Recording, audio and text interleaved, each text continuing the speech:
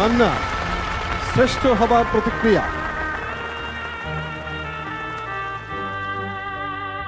বিদেশের মাটিতে এসে যে অ্যাওয়ার্ডটা পেলাম, এই অ্যাওয়ার্ড আপনারা রায় দিয়েছেন বলেই আমি এই অ্যাওয়ার্ড পেয়েছি। আর আমার নায়ক হওয়ার পিছনে আমার দর্শক ভাইরা যারা এখানে উপস্থিত আছেন, প্রবাসী ভাইদের দোয়া ভালোবাসার কারণেই আমি মান্না হয়েছি। সেই সাথে ধন্যবাদ জানাচ্ছি আমার শ্রদ্ধেয় বড় ভাই আফজাল ভাইকে, ধন্যবাদ জানাচ্ছি বাংলাদেশের চলচ্চিত্র অঙ্গনে, টিভি পর্দায়, সব অঙ্গনে যার নাম ছড়িয়ে আছে সেই আমাদের প্রিয় ভাই হুমায়ুন ফরিদী সাহেব।